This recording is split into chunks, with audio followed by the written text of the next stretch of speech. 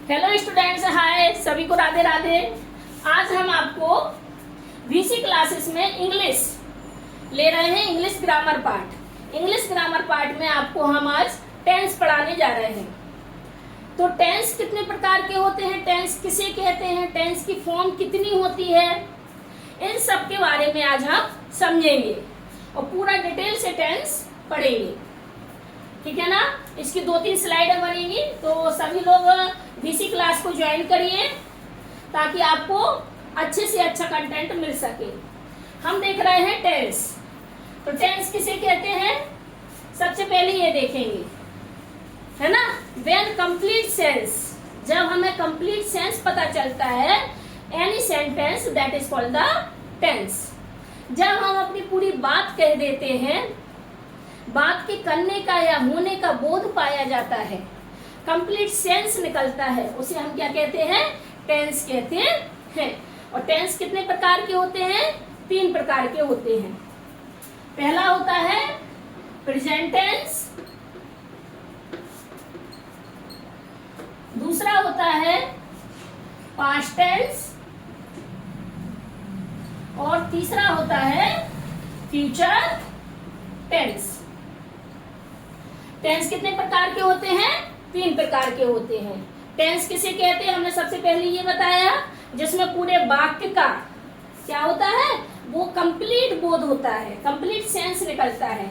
जैसे हमने कहा उदाहरण के लिए, राम स्कूल जाता है, ये हमने कंप्लीट बात कर दी है, कंप्लीट सेंस निकल रहा है, तो इसे क्या कहेंगे, टेंस कहते हैं। तो इसको क्या लिखेंगे, Ram goes to market, school goes to school, ये कंप्लीट सेंस है। तो जब किसी बात के कहने पर या करने पर कंप्लीट बोध होता है, किसी वाक्य की पूरी बात कही जाती है, उसे टेंस कहते हैं। टेंस 3 तरह के होते हैं, प्रेजेंट टेंस, पास्ट टेंस और फ्यूचर टेंस। अब जो प्रेजेंट टेंस है, तो प्रेजेंट टेंस को आगे फिर से पास्ट टेंस को, फ्यूचर टेंस को 4 भागों में बांटा जाता है। कितने भागों में बांटा जाता है, 4 भागों में बांटा जाता है। तो इसके अब 4 भाग कौन से होंगे, 4 टाइप। ये टेंस हो गए हैं, type of tense, type of tense कितने टाइप के हैं, 3 टाइप्स के हैं, प्रेजेंट टेंस, पास्ट टेंस और फ्यूचर टेंस। अब इनको कितने सब टाइप में बांटा है, ये क्या है इधर पे, सब टाइप। कौन कौन से सब टाइप है, पहले लिखेंगे प्रेजेंट, लिखते जाना है ना, इंडेफिनाइट, प्रेजेंट इंडेफिनाइट। फिर दूसरा क्या है, प्रेजेंट कंटिन्यूअस। तीसरा कौन सा है, प्रेजेंट परफेक्ट। चौथा कौन सा है, प्रेजेंट परफेक्ट कंटिन्यूअस। तो प्रत्येक टेंस को कितने भागों में बांटा है, 4 भागों में, ए, बी, सी और डी। इसी तरह से इसको भी बांटेंगे। क्या लिखेंगे यहाँ पे, past indefinite, past indefinite, past indefinite, यही वाला वापस लिख देंगे। फिर यहाँ पे पास्ट कंटिन्यूअस, फिर यहाँ पर पास्ट परफेक्ट, और फिर क्या लिखेंगे, पास्ट परफेक्ट कंटिन्यूअस। आए समझ में, past indefinite, past continuous, past perfect continuous. फिर फ्यूचर टेंस को अगेन 4 भागों में बांटा है। कौन कौन से 4 भागों में बांटा है, कौन कौन से 4 भागों में बांटा है, तो लिखेंगे यहाँ पर future indefinite, future continuous, future perfect और फ्यूचर परफेक्ट कंटिन्यूअस। आगे समझ में, यही स्पेलिंग आपको बार बार लिखना है। फ्यूचर यहाँ से लिख लेना है, पास्ट यहाँ से लिख लेना है और ये लिख लेना है, चारों फॉर्म। ठीक है। अब ये होगा टेंस के सब टाइप। अब हमें क्या देखना है, टेंस प्रत्येक सब टाइप को 3 फॉर्म में बांटा जाता है। सब टाइप को किस में बांटा जाता है? 3 फॉर्म में। तो जैसे हमने यहाँ पर ये वाला लिया, इसको 3 फॉर्म में बांटेंगे। तो फॉर्म आप देखेंगे तो पहला होता है यहाँ पे फॉर्म ऑफ पॉजिटिव, दूसरा होता है फॉर्म ऑफ नेगेटिव, और तीसरा होता है form of interrogative. Form of interrogative. ये टेंस का हमारे कंप्लीट टेंस का स्ट्रक्चर है। कंप्लीट टेंस का क्या है? ये स्ट्रक्चर है। इसको अच्छे से आप लोग लिख लीजिए, फिर इसके आगे हम बताते हैं।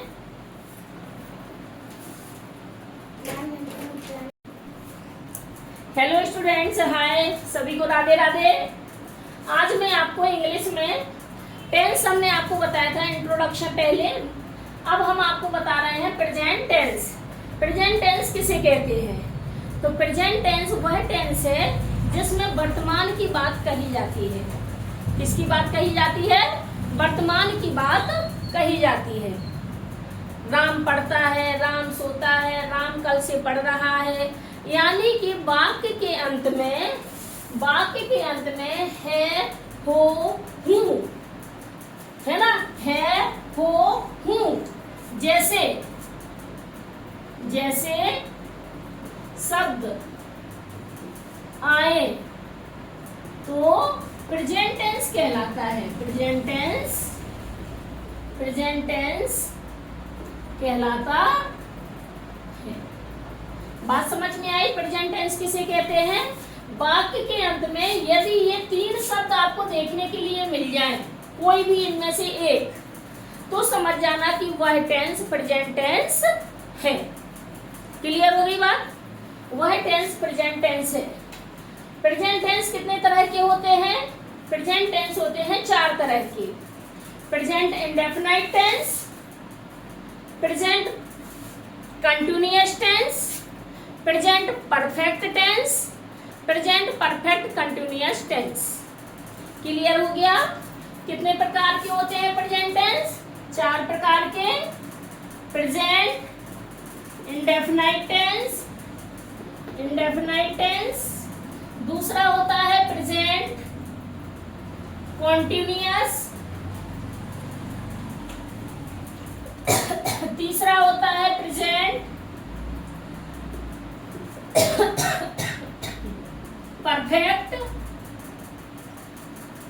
परफेक्ट टेंस, और चौथा होता है प्रेजेंट परफेक्ट कंटिन्यूअस टेंस।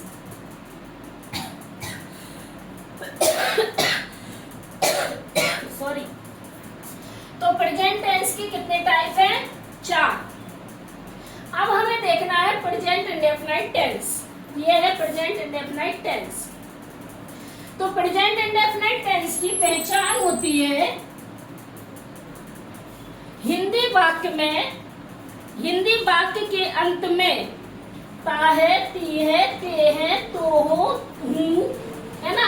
ता हूँ जैसे शब्द आते हैं, ता और हा जैसे शब्द आते हैं, तो उसे प्रेजेंट इंडेफिनाइट टेंस कहते हैं।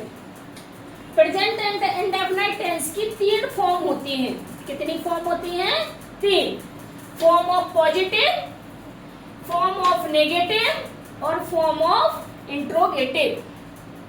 फॉर्म ऑफ पॉजिटिव सकारात्मक फॉर्म कहलाती है जब वाक्य में किसी भी प्रकार की प्रश्न ना पूछे जाए, किसी भी प्रकार से नहीं वाले शब्द ना आए।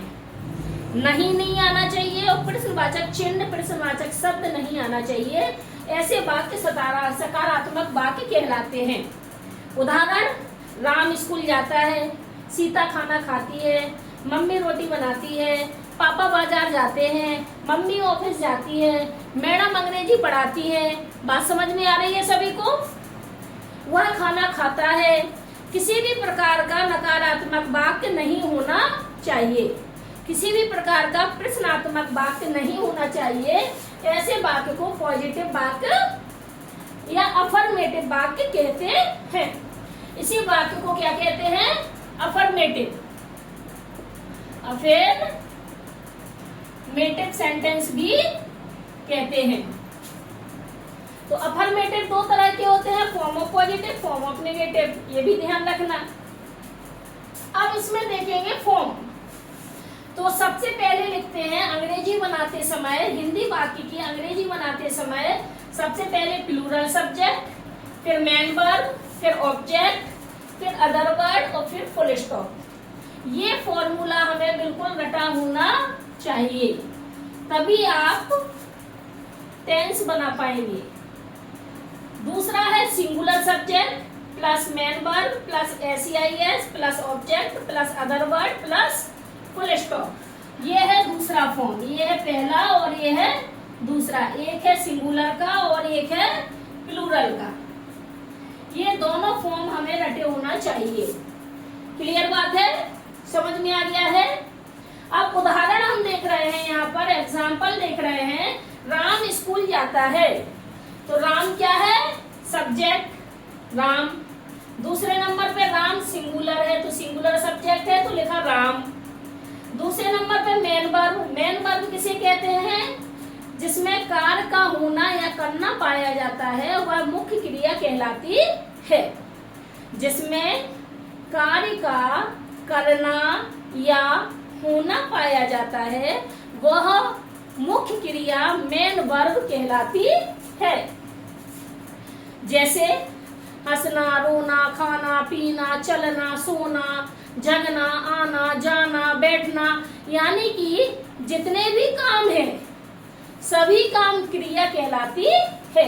तो यहाँ पे काम क्या हो रहा, जाना, तो दूसरे नंबर पे मेन वर्ब लिखेंगे गोज, और जाना के साथ हमेशा प्रीपोजिशन लगती है टू, और फिर ऑब्जेक्ट लिखेंगे स्कूल, और उसके बाद लिखेंगे फुल स्टॉप। मैं किताब पढ़ता हूँ, मैं सब्जेक्ट है, किताब ऑब्जेक्ट है, पढ़ना मेन वर्ब है। सबसे पहले सब्जेक्ट लिखेंगे, फिर मेन वर्ब लिखेंगे, फिर ऑब्जेक्ट लिखेंगे। I read a book. अगला देखेंगे form of negative. Form of positive देख लिया है, अब देखेंगे फॉर्म ऑफ नेगेटिव।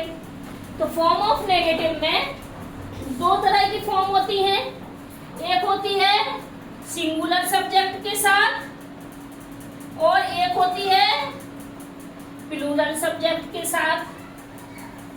तो हम क्या देख रहे हैं, सिंगुलर सब्जेक्ट के साथ does not plus first form of main verb plus object plus other word plus full stop. ये लिखा है first form of main verb. Plural subject के साथ plural subject plus do not plus first form of main verb plus object plus other word plus full stop. उदाहरण लिखेंगे, Ram school नहीं जाता है। ये पॉजिटिव वाला उदाहरण है, ये नेगेटिव वाला उदाहरण है। राम स्कूल नहीं जाता है, तो सबसे पहले सब्जेक्ट राम, दूसरे नंबर पर डू नॉट या डज नॉट, तो राम सिंगुलर है इसलिए डज नॉट। तीसरे नंबर पर first form of main verb. Main verb का मतलब होता है काम का करना या होना, काम हो रहा है वो, फिर लगाएंगे टू और ऑब्जेक्ट में लगाएंगे स्कूल। क्लियर है, सभी को क्लियर है। अब इसको आप अच्छे से लिख लीजिए, इसके बाद हम आपको और उदाहरण बताएंगे और तीसरा प्रश्नवाचक भी बताएंगे। लिख लिया, साफ कर दो। अभी हमने प्रेजेंट इंडेफिनाइट का फॉर्म ऑफ नेगेटिव देखा था, अब हम देख रहे हैं फॉर्म ऑफ इंट्रोगेटिव।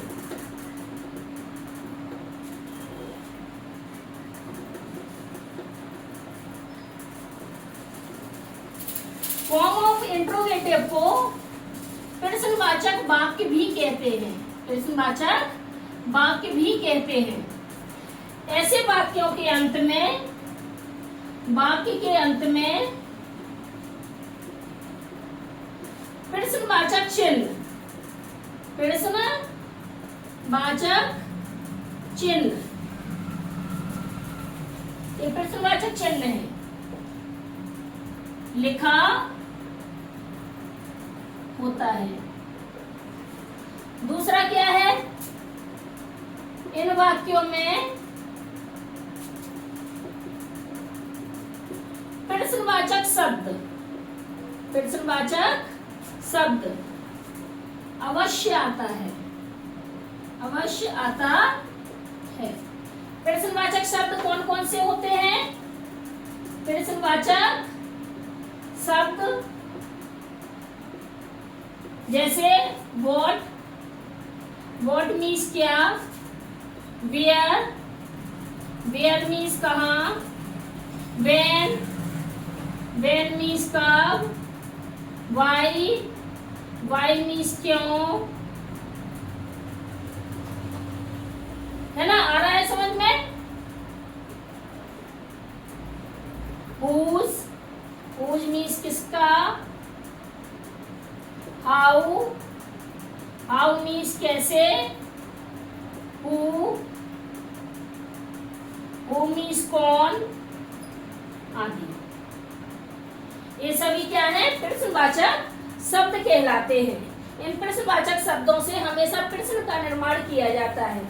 शर्त वही है, वाक्य के अंत में प्रश्नवाचक चिन्ह भी आना चाहिए, प्रश्नवाचक शब्द भी आना चाहिए, और ता है, ती है, ते है, तू, ती, है ना, तू, हूँ, ऐसे शब्द आएंगे तो उसे हम प्रेजेंट इंडेफिनिट का फॉर्म ऑफ इंट्रोगेटिव कहते हैं। इसके बाद एक चीज और ध्यान रखना है, नोट करके लिख लेना है कि यदि वाक्य के शुरू में क्या, व्हाट शब्द लिखा हो तो क्या की अंग्रेजी, क्या की अंग्रेजी वाक्य बनाते समय नहीं लिखते हैं, नहीं लिखते हैं, बल्कि हेल्पिंग वर्ब से, हेल्पिंग वर्ब से ही टेंस बनाते हैं। बात समझ में आ गई है? ये पहला नियम है नोट पे। और दूसरा नोट लिखेंगे, यदि क्या, व्हाट वाक्य के बीच में आता है तो क्या, व्हाट की अंग्रेजी सबसे पहले लिखते हैं।